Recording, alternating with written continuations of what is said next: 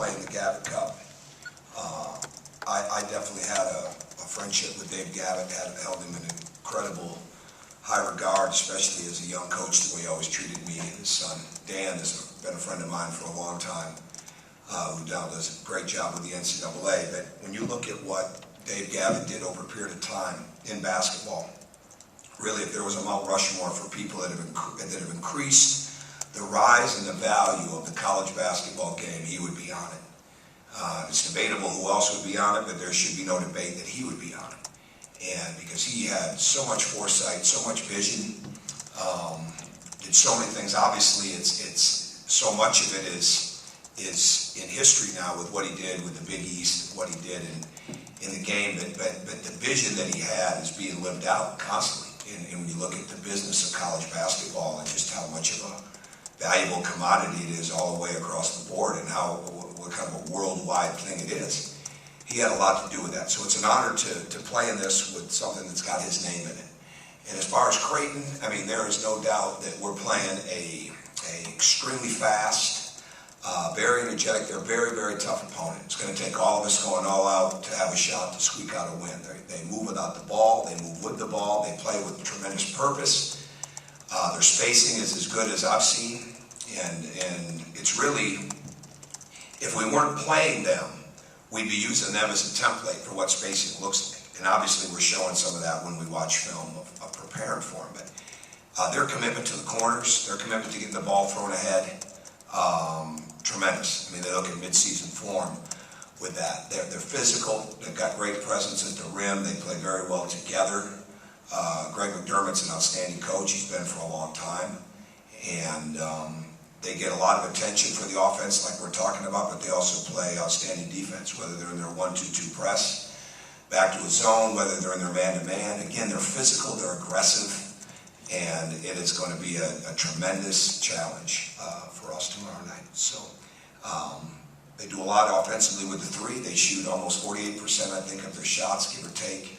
Percentage-wise, I guess I should say almost 50% of their shots are threes.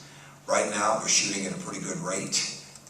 But again, it's the speed and quickness, it's the penetration, it's the veteran play, and then it's the addition of their transfers who are a little bit older now and know their system that are making a huge difference, like Watson and Huff and having Isaiah Zierden back. So we're going to have a great battle. Go ahead. All right. Not to even overlook this or look too far ahead, but how valuable can these next 2 weeks be for a team at this time of year? Does it almost force you guys to kind of adjust, learn, develop on the fly? Well, we're going to deal with a lot of, no matter who we're playing, starting tomorrow night, we're going to deal with a lot of physical basketball, very aggressive basketball, and teams that know how to play. Like if this team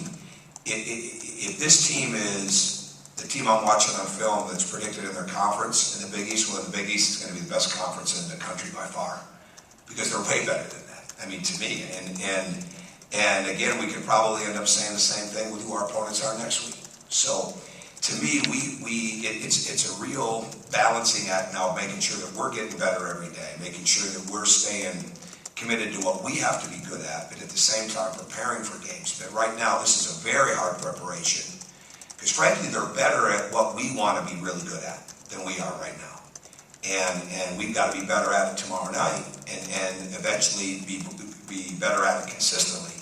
But tomorrow night, our transition defense will be extremely valuable. Our ability to rebound, our ability to defend the corners, get the ball stopped, make the next pass, have accuracy with our passing, all the things that we're going to need all the way down the road are going to be extremely important, and it starts tomorrow. I guess to that end, and especially I think probably this, what you've got where you get this game, and then I imagine you leave pretty quickly from Maui, and the time change and playing 3 games in 3 days. You've been to Maui before. How do you help these guys through it? I know you've got a veteran group, so yeah, I mean, we'll get to that. We'll get to that on Friday. We leave Friday, but right now, the most important thing is that they stay absolutely centered on what we're doing tomorrow night, because that team is good, and we'll take all those measuring sticks that we have to take as a team. But right now, the most important thing by far is making sure that we understand how good Creighton is tomorrow. They obviously got a couple of really athletic guys. I think Thomas and Crampage, I don't know if I'm saying that exactly right, but are they going to be another test for your perimeter defense as far as going against guys who can drive the ball? They're going to be a test for the entire team because they have multiple position players. You know, Huff can swing. Thomas is extremely good. The front line can roll. They do a great job. They're excellent passing team. They're one of the best. We call it the pocket pass. I mean, they're one of the best ball screen passing teams that these guys will have played. And the other thing, because of their shooting in space, they do such a great job of selling a screen that's not a screen. Because they want you to bite on it so they can create a quick double team so they can get it swung to a shooter that might be 6'9" or 6'10". So it's going to be a great test all the way across the board. The thing that they do so well, there's three things that they do extremely well outside of shooting. Okay, they all shoot the ball, from what I can see well. They run the court extremely hard. All right, when they drive it, they pound it. I mean, they put the ball in the ground, and it's very hard to take it away from them. They do a great job of offensive rebounding.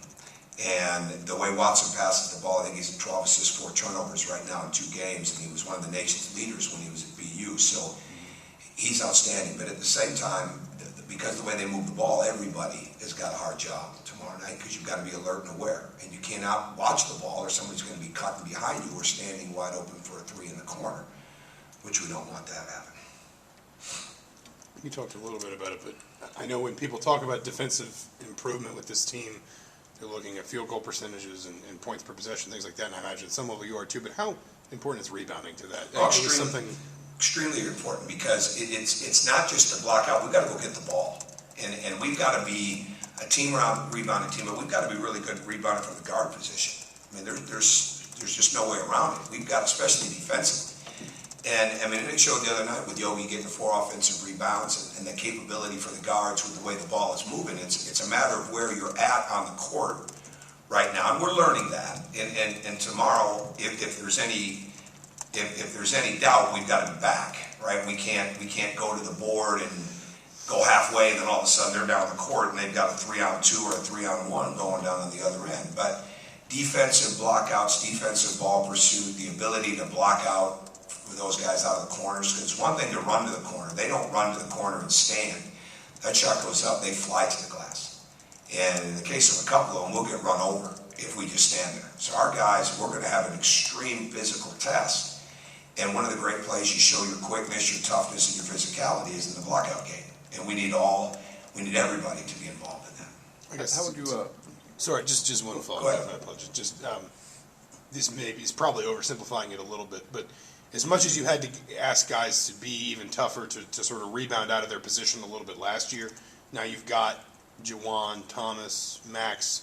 Are you seeing guys, I guess, for having to go through, having to be as creative as they were and maybe as tough-minded as they were last year, everybody's better at rebounding now because of that experience combined with adding No, some we're of not those there big yet. plays? No, our rebounding is not early season form yet.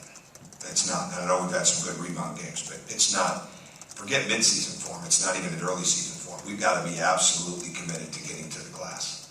And because again, the guys that are at the basket, that's a different situation, right? You're trying to create some rim protection, some rim presence when the shot goes up. It's more about the perimeter rebounding too, especially, I think between the two teams, they're both averaging, I think, 68 threes in the 2 games. I mean, so there's going to be a lot of long rebounds, which means there's going to be a lot of guard rebounds. And 50-50 balls are going to be very, very huge. They're always huge, but they're going to be huge in a game like this. So there's physicality to it, there's awareness to it, there's quickness to it, but it's really just a consistency of going all the time and making sure that you're keeping your man from it. So that's where we've got to grow up in a hurry, and that goes back to the question about the next couple of weeks. There's not a game coming up that couldn't be exposed in if we're not really good at it. After going back and watching the film of the first 2 games, how would you grade the perimeter defense right now? I don't grade. No, I don't really grade. I'm not a teacher, not a professor, so I Where evaluate. would you say it's at? I'm not sure. I'm not being. I'm really not. We're just trying to get better at different things. Well, I guess maybe a better way to say it. What did you like? What did you not like? Well, I think we're aggressive. I'll say we're aggressive, but we've got to not be reckless. You know, before we can become a really good pressure defensive team of getting up and guarding full court, we've got to be able to get the foundation of our half court right. And because our frontline guys are so new, right? They're so young and they're so new. And in the case of Max New, we put too much pressure on them if we gamble for a ball and don't get it, and now you're creating all these 2-on-1s, 3-on-2s in your half-court defense, right? And you don't want that because you gambled for a steal. We want to create deflections. We had a ton of them the other night, but we want to be aggressive without fouling, okay, which is obvious, but we want to be aggressive without being reckless and taking chances because the teams are too good. And even Austin P the other night did some of that. So when we're solid, when we're aggressive, and some of our scoring was misleading because we got turnovers the other night and we gave the ball right back. You know, there were a few times during the game where we gave that back, so we didn't capitalize on turnovers. I'd like to see us do a better job of that. But if I really had to sum it up, it'd be not taking chances, capitalize on turnovers, and make sure we're blocking out better, and then do our work early in post defense. Okay, Coach, thank you. All right, thank you.